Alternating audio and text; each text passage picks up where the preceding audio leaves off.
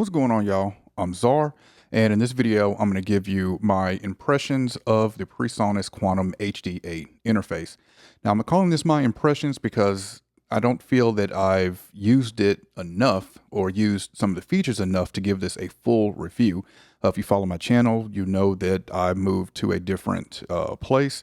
If you follow my podcast, and you know why. But because I'm not or haven't been mixing where I've been, I haven't been able to use really use the D to A converters on the Quantum HD8, the A to D converters. So I'm not going to call this a full review, but I will give you my impressions of using it so far, what I like, what I don't like. Do I feel this is do I feel this is worth the upgrade? We're also going to talk about what to do with my OG Quantum because this is now the fourth Quantum interface that I own. So I now have the Quantum HD8.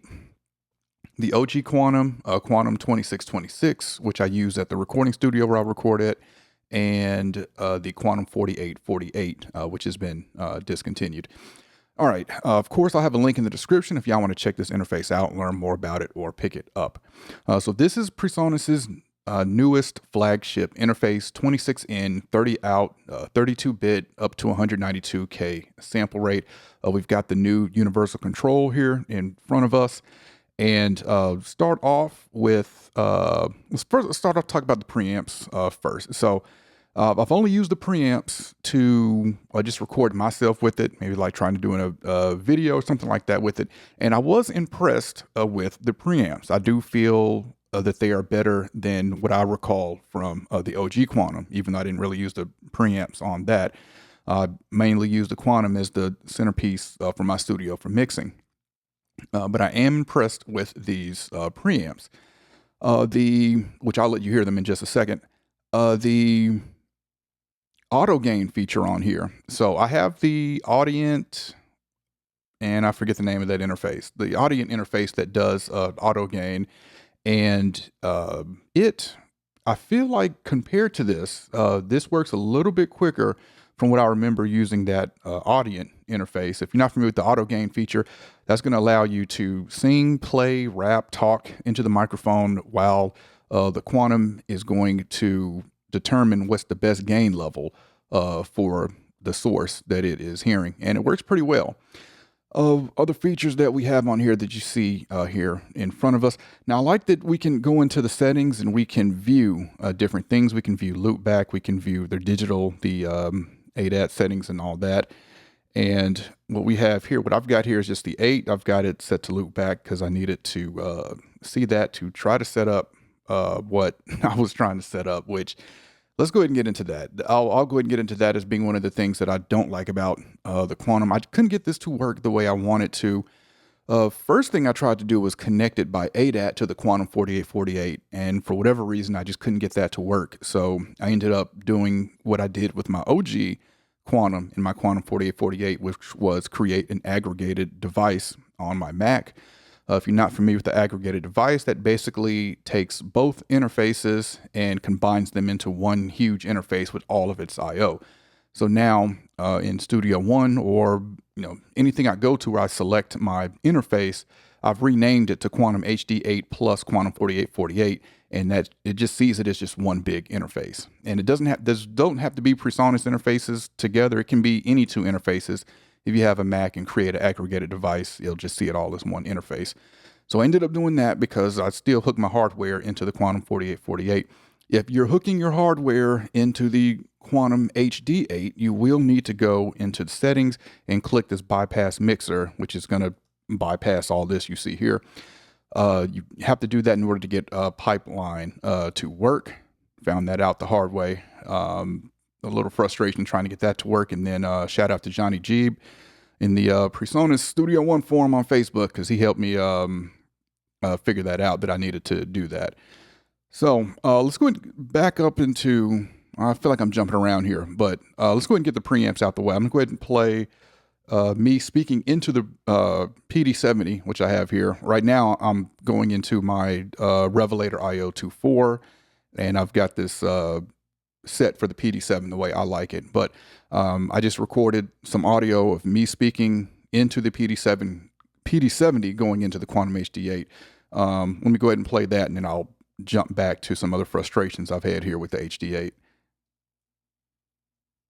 I'm speaking into the PreSonus PD70 going into the Quantum HD8 at 64 dB of gain, which was the recommended gain for the auto gain setting. I'm speaking into the PreSonus PD70 going into the Quantum HD8, and I'm now using the high pass filter on the Quantum HD8. I'm not sure what that high pass filter is set to, went through the manual but wasn't able to find it. All right, let's get universal control back up here. All right, so yeah, I'm pleased with the preamps and just me speaking through it, using this to do podcasting or YouTube videos, stuff like that. This isn't going to go to the studio, so yeah. As far as recording, using it for recording, can't really comment on that. Even though that's not out of the possibility of me picking up a second one of these and taking it to the studio to replace the Quantum 2626. But yeah, I'll get into that later. All right, back to some frustrations with the HD8. So, not getting the ADAT to work. The other thing I couldn't get to work was the speaker switching, which I felt should have been very simple. So, really, all I was trying to do. So, I have my monitors connected to outputs 1 and 2, which you see in the bottom right, main, left, and right. It's my monitors. I plugged up my headphone amp into outputs 3 and 4. So all I wanted to do, all I was trying to achieve with the speaker switching was, and when you turn on speaker switching, you'll see A and B listed here. You have a button, physical button on the Quantum HD8 that you can hit to switch the speakers. All I wanted to do was switch between speakers and headphones. Seemed very simple. Spent a couple hours trying to get this to work and I just couldn't.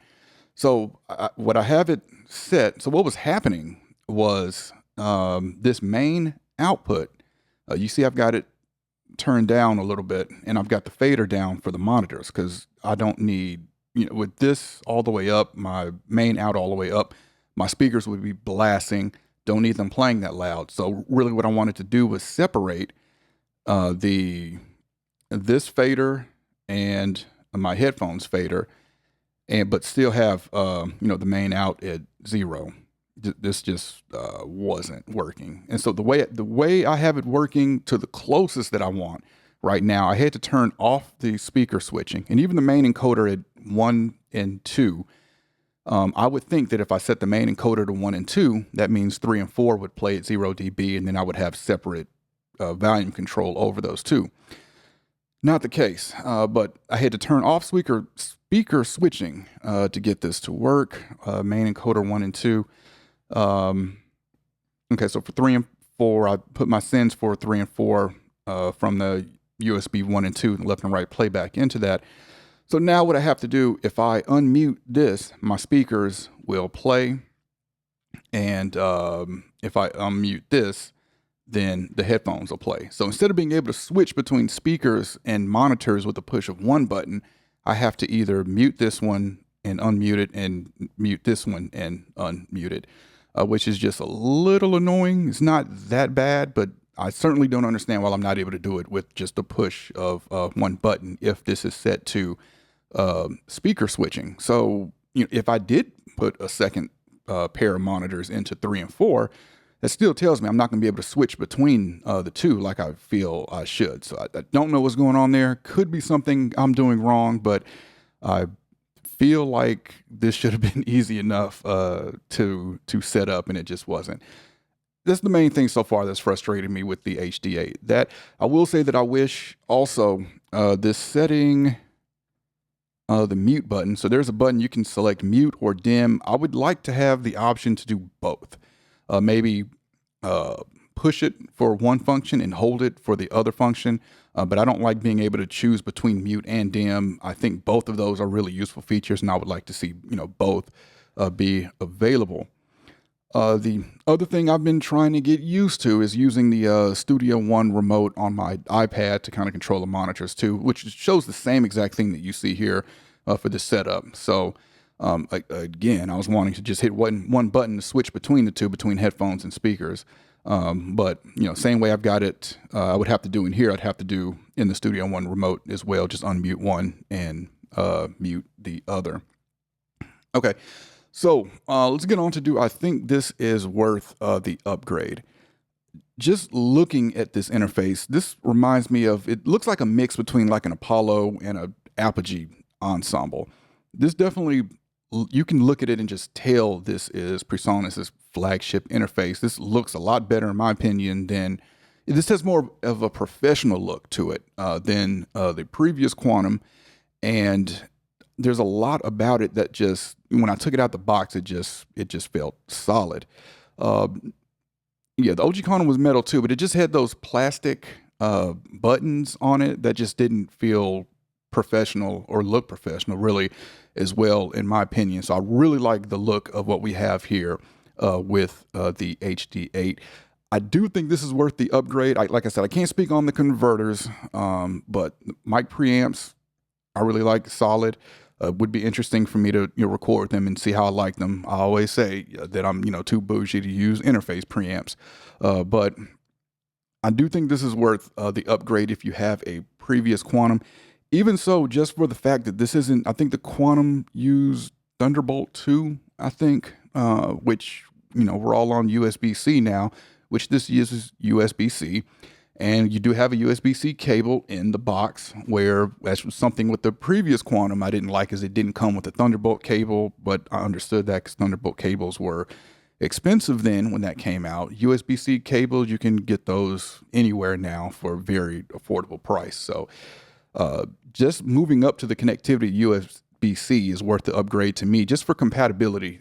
The iPad I have uses the Lightning connector, and even though I don't use my iPad that much, I've been thinking of getting one of the newer iPads that use USB-C just for that compatibility. Now, let's talk about what to do with my OG Quantum. So I've been thinking about either selling it or taking it down to the studio and replacing the Quantum 2626 with it, though I really don't know what I would gain from that.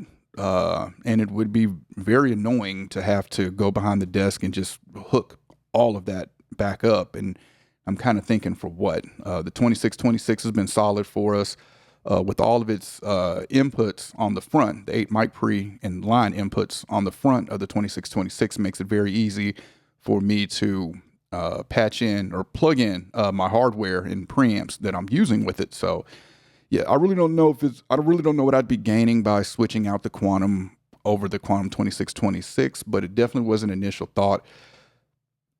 I could still see myself getting the second Quantum HD8 and putting that in the studio. Also, again, for compatibility, because that Quantum 2626 uses Thunderbolt as well. Definitely would like something that's using USB-C. Now, one thing I would also have liked to have seen on here, and maybe this is what differentiates this from the Revelator line, but the Revelator has that DSP. I love how I can process my signal on the way in. I kind of wish we had DSP on the HD8, where I had the fat channel and I can do all that stuff on the way in with recording with it. Now, of course, you can do that if you're using, with Studio One. Of course, yeah, you can put the fat channel on there on your inputs, but yeah, just having the DSP like on the Revelator, where I can do all that before it even gets to the DAW, has been pretty helpful, especially for me using the Revelator for like podcasting and my YouTube videos and stuff like that. But maybe they didn't add that because they wanted to really separate that or leave that for the Revelator line. But that's been my impressions of the HD8. Overall, I am happy with it. Once my frustration level come down, one day I may try to get it going by ADAT again. As well as get the speaker switching to work. But because one thing about me is, if something's not working or I can't get something to work, I become obsessed with it, where I have to find out why it's not working until, unless I just finally come to the conclusion that it doesn't do, what I need it to do. But yeah, if I came in here, hit play, and nothing's coming out of the speakers one day, I've got to figure out why this isn't working. And going down that troubleshooting rabbit hole definitely can take time. But if you are using the Quantum HD8, definitely comment and let me know what you think about it. I also think this looks really good with Apogee coming out with those expensive Symphony Studio series interfaces as well.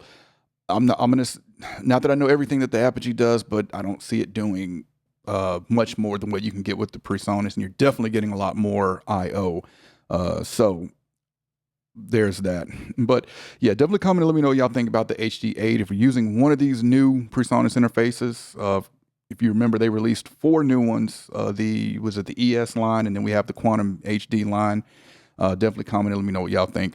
Again, I'll have a link in the description if y'all want to check them out, learn more about them, or pick them up. All right, if you enjoyed this video, I appreciate a thumbs up. And if y'all want to continue to see content from me, y'all know what to do.